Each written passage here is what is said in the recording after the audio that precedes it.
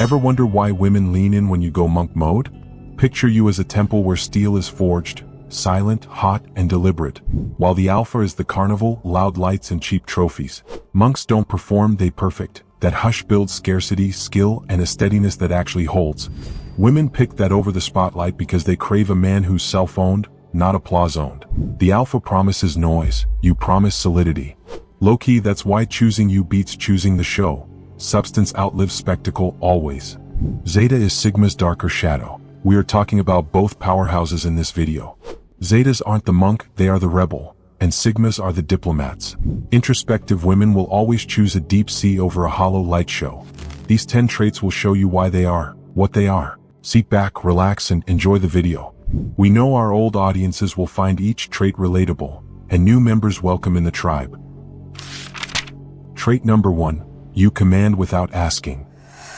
Have you noticed how people look toward you when chaos hits, even when you never ask to be followed?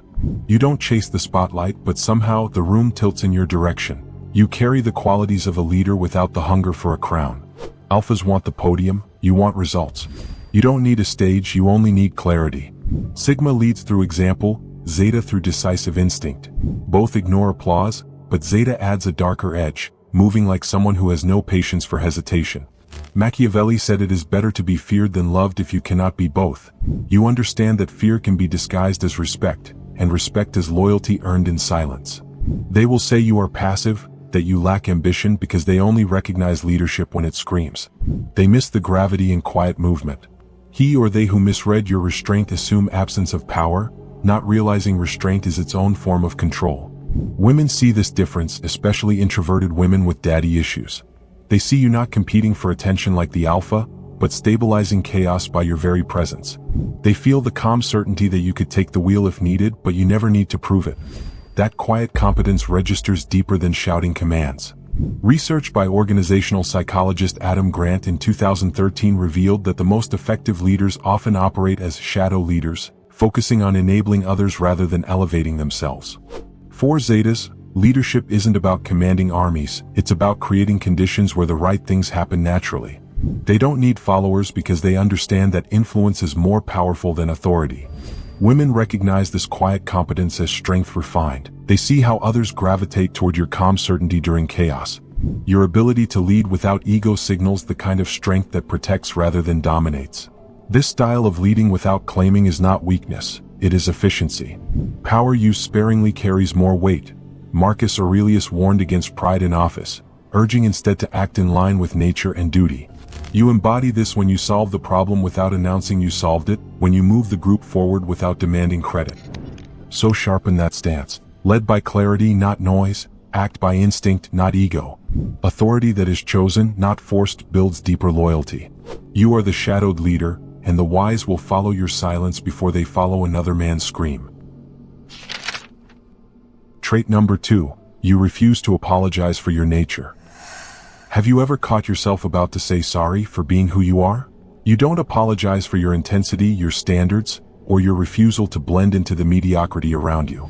This isn't stubborn pride, it's authentic self-preservation. Zetas instinctively understand that apologizing for your core nature is spiritual suicide. Society pressures men to soften their edges, to become more palatable, more agreeable. You reject this programming at a cellular level. Your authenticity isn't negotiable because you know that the moment you start editing yourself for others' comfort, you begin dying from the inside out.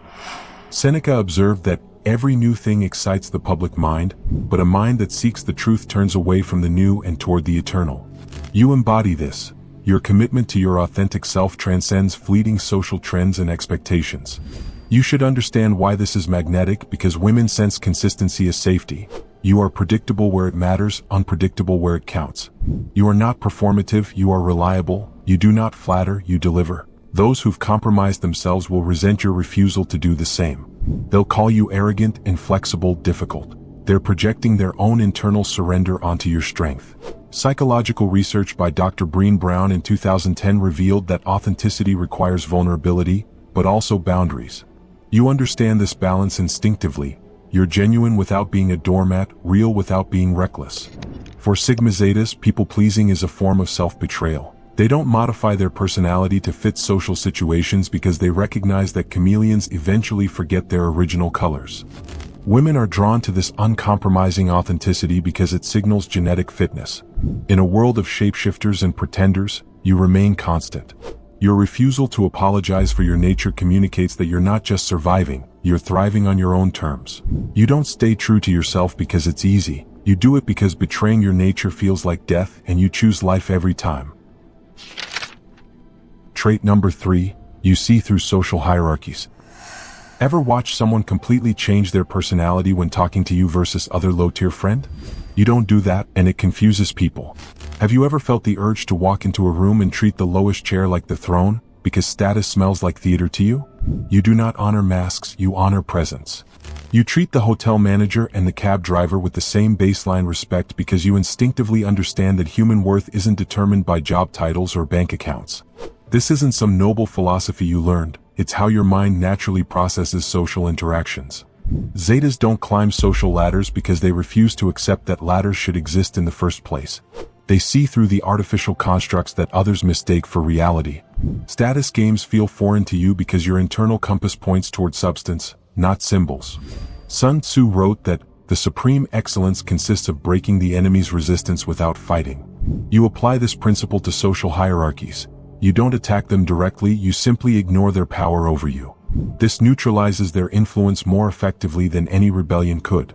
This equality mindset makes others uncomfortable. Those who've invested their identity in their position will see your indifference as disrespect.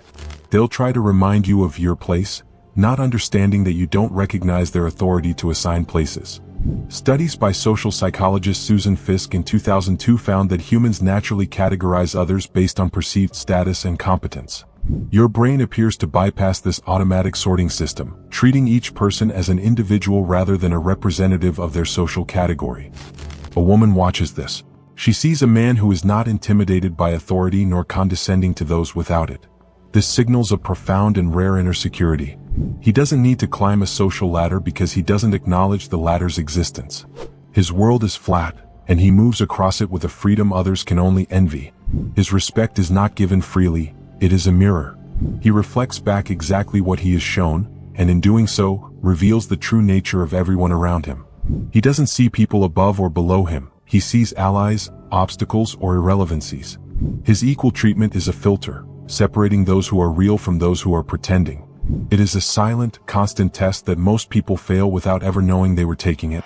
For Sigma Zetas, the problem isn't hierarchy, it's the worship of hierarchy. They understand that respect should be earned through character and competence, not inherited through position or wealth. Women notice this pattern. They observe how you interact with waiters, how you speak to those with less power. Your consistent character across all social levels signals integrity and strength. You're not performing goodness, you're being good. You don't reject social hierarchies to be rebellious. You reject them because your instincts tell you that any system that diminishes human dignity is fundamentally broken. Trait number 4, the vault. Have you felt the pull to shut the door before anyone asks to come inside, like your life is a room with no guest list? You know why you do it, and that alone changes everything. You protect details not to hide but to sharpen. Privacy is not secrecy, it is armor and architecture. Sigma stores value in silence, Zeta buries value behind a darker insistence, a possessive instinct that says, this is mine to shape, not yours to unpack. You move through crowds like a quiet surveyor, cataloging intentions, not spilling your map. That distance makes others curious, it creates a gravity that is neither needy nor performative. Women notice that gravity, they read mystery as depth and depth as a possible anchor. Privacy isn't secrecy, it's sovereignty. While in this era alphas or betas broadcast their every move, seeking validation through exposure, you operate differently. You instinctively know that revealing your depths to the wrong people is like handing weapons to your enemies. You do not broadcast victories because trophies invite scavengers. You do not explain scars because explanations are invitations to reopen wounds. This is not arrogance, it is strategy. Sigma refuses the applause economy, Zeta refuses the economy of favors. Both prefer their ledger balanced in solitude. Imagine a woman drawn not by your resume, but by the slow reveal of a man who keeps his life like a rare book, only lending pages to those who read carefully. That dynamic is potent, it compels investment, it separates fleeting interest from real pursuit. The Zeta doesn't overshare because he doesn't need to. His internal compass guides him, not the opinions of strangers. He guards his thoughts, plans, and vulnerabilities with the precision of a master strategist. This isn't paranoia, it's wisdom distilled into instinct. They will call you aloof, cold, unreachable. Let them. Labels are cheap mirrors. What matters is the rule you live by, the inner tribunal that decides who earns the key. Stoicism says guard your inner citadel. Jung would nod and add, know the darkness before you unlock it. Marcus Aurelius wrote in his personal journal, never intended for public eyes. Very little is needed to make a happy life. It is all within yourself, in your way of thinking. The ancient emperor understood what you know intuitively. Your inner world is your kingdom, and not everyone deserves citizenship. Yet this very mystery magnetizes others, particularly women. They sense depth where others see surface. They recognize strength where others perceive aloofness. Your reluctance to expose yourself immediately signals that you're worth the effort to know. Studies by psychologist Arthur Aaron in 1997 discovered that self-disclosure creates intimacy, but only when it's graduated and mutual. You understand this instinctively. You reveal yourself in layers, each one earned, each one meaningful. For Zetas, oversharing isn't just uncomfortable, it's strategically foolish. They know that in a world of performance and pretense, authenticity becomes a rare currency, and rare things hold power. You don't guard your inner world out of fear. You guard it out of respect, for yourself and for those who prove worthy of entering. Trait number 5. Your autonomy is non-negotiable. Do you feel a deep, visceral rejection when someone tries to steer your life? For the Zeta male, this isn't a simple preference. It is a fundamental law of his being. He does not accept direction. He absorbs information, processes it through his own strategic lens, and then makes his move. To follow an order blindly is to surrender his greatest asset, his sovereignty. This isn't rebellion. It is a higher form of obedience to his own instinct and reason. This is the dark reflection of the Stoic concept of the inner citadel. While a philosopher might calmly dismiss external commands through reason, the Zeta's rejection is more primal, more immediate. It is the gut-level recognition that another's command is an attempt to colonize his will. He understands, as Nietzsche did, that most rules are made not for order, but to domesticate those with the potential to break them. The Zeta refuses to be domesticated. His spirit is that of the wolf, not the sheepdog. This creates a natural friction with the world. Systems, corporate, social, familial, are built on compliance. The Zeta is a system of one. He will not be slotted into an org chart or a social hierarchy. He may operate within a structure, but he is never of it. He uses it for his own ends, learning its rules only to navigate or subvert them more effectively. To a superior trying to micromanage him, he is an infuriating paradox, impeccably competent yet utterly unmanageable. This resistance creates friction everywhere. Bosses see you as difficult. Partners might call you stubborn. Society labels you uncooperative. They're not wrong. You are uncooperative when cooperation means compromising your core autonomy. Psychological research by Edward Deci in 1985 on self-determination theory found that autonomy is one of 3 basic psychological needs for human well-being. Your resistance to control isn't a character flaw, it's your psyche demanding what it needs to thrive.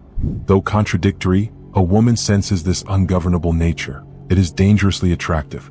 It promises a man who cannot be swayed by her friends, her family, or societal expectations. He is a rock in the river of outside opinion. This means his loyalty, when given, is never out of obligation, but from a conscious, deliberate choice. He is with her because he chooses to be, every single day. That chosen loyalty is infinitely more valuable than obligated compliance. He doesn't break the rules. He operates on a plane where their authority simply does not apply. His life is his command. He is both the strategist and the sole executor of his will. To try and direct him is to shout orders at a hurricane. It is not just futile, it is a profound misreading of the power you are witnessing. He moves with the inevitability of a natural force, accountable only to his own internal compass. Trait number 6. You think in dimensions others can't see. Have you ever felt your brain map the room while everyone else is reading the menu, like you're sketching exits, alliances, and futures in the margins? You know this, you move in thought before your body follows. Do you ever feel like you're playing chess while everyone else is playing checkers? That's not arrogance talking, that's pattern recognition. You do not think in straight lines, you think in lattices. While others chase a single answer, you hold 3 outcomes at once and a backdoor for each. This is tactical imagination. When faced with a challenge, most people grab the first solution that feels familiar. You pause, you dissect. Sun Tzu would smile, Nietzsche would nod at the will that drives it, Stoicism gives it ballast. Sigma minds are patient architects. Zeta minds are the same architects who burn the scaffolds when the structure is done, possessive and swift, acting by instinct rather than permission. This is the embodiment of Nietzsche's will to power, not in its corrupted form of domination, but as the pure expression of one's essential nature.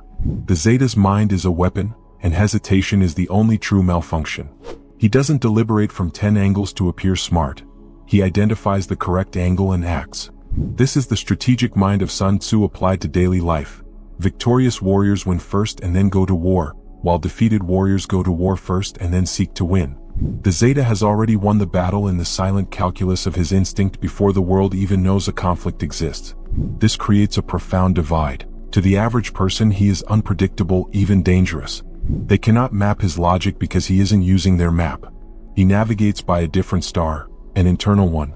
This isn't recklessness. It is a supreme trust in a faculty most have buried under layers of social conditioning. He has done the shadow work, not in therapy, but in the furnace of his own experience. He has met his darkness, acknowledged it, and now commands it. A woman doesn't just find this attractive, she finds it intoxicating. In a world of boys who need permission, a man who trusts his own command is a force of nature. She isn't drawn to the chaos, but to the certainty behind it. His instinctive moves reveal a deep competence, a connection to a truth that transcends talk. He doesn't need to explain his actions. Their rightness is self-evident in their results. The cost of this gift is isolation. Your thought processes can alienate those who prefer simple answers to complex questions. They'll call you overthinking when you're actually thinking clearly. They'll accuse you of complicating things when you're revealing complexity that was already there. Research by psychologist Amos Tversky in 1974 showed that cognitive complexity correlates with better decision-making under uncertainty. Your brain naturally employs what scientists call divergent thinking, the ability to generate multiple solutions from a single starting point. They will call your mind chaotic, your curiosity unfocused, but that's a lazy diagnosis. He or they who judge quickly mistake breadth for scatter, missing the quiet precision underneath. Women sense that calibration, they feel the uncommon logic like an undercurrent. It signals independence and competence, not eccentricity. This thinking makes you magnetic because it's rare, because it refuses the herd's single-note answers. You do not show all your maps at once. You reveal a street, a door, a breadcrumb, and watch who follows. That's strategy, not showmanship. Practice the translation. Make one idea clean for the room, keep the rest for the few. You use metaphor when talking, you keep the language simple and straightforward, let depth do the heavy lifting. If you harness this, you become unpredictable in the best sense, a man who solves problems others didn't know existed. Trait number 7. Your freedom is a fortress. For the Sigma Zeta, freedom isn't a luxury, it is the essential element, the very air his spirit breathes. He doesn't just value his independence, he architects his entire existence to protect it. This is not a desire to be alone, but a non-negotiable requirement to be undomesticated. He builds a fortress of self-sufficiency not to keep the world out, but to ensure that any engagement with it is on his terms alone. This is Stoicism's ultimate demand, to rely only on what you can control, taken to its logical, extreme conclusion. The Zeta knows that dependence, in any form, is a vulnerability. He severs the strings that society tries to tie to him.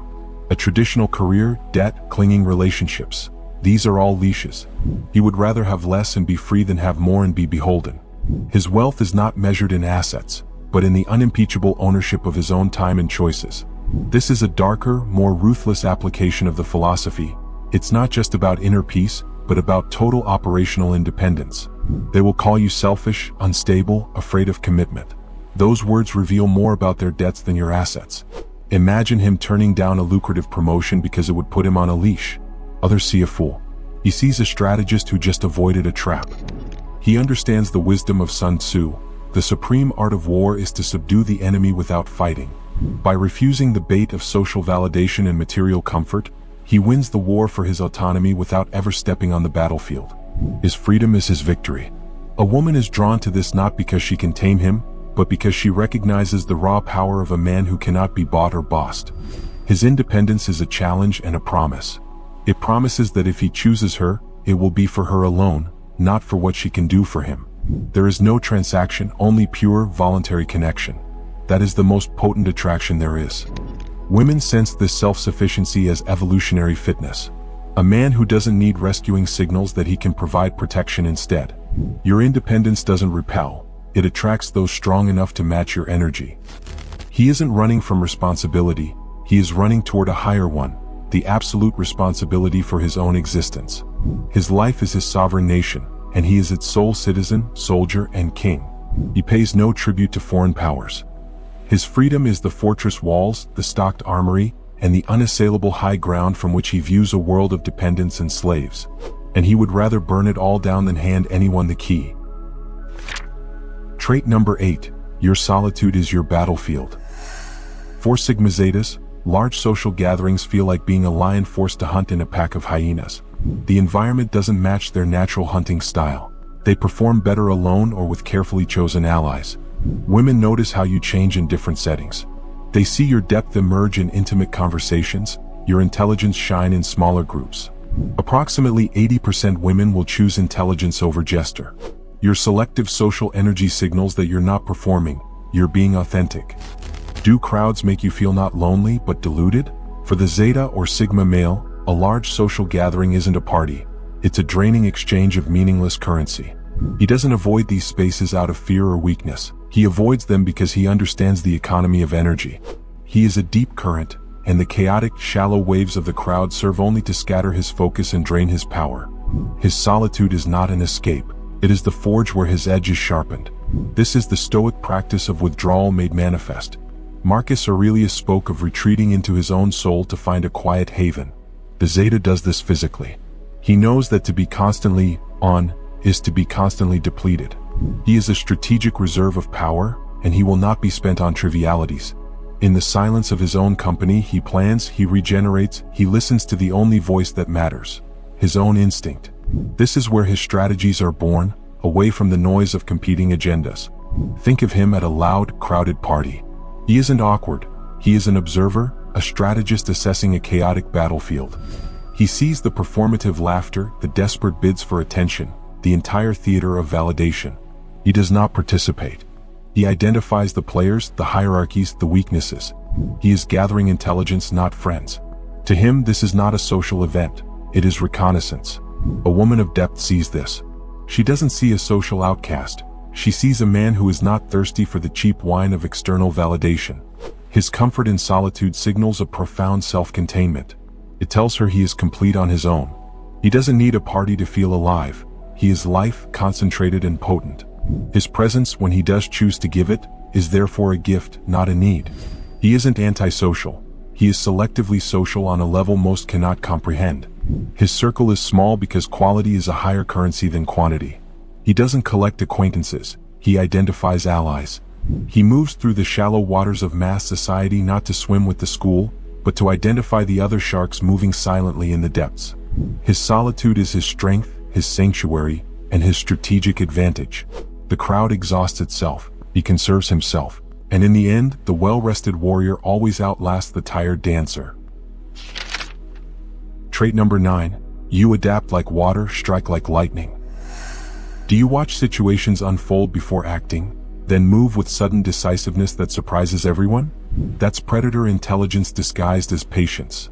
Your introversion isn't withdrawal, it's reconnaissance. You observe, analyze, and calibrate before engagement.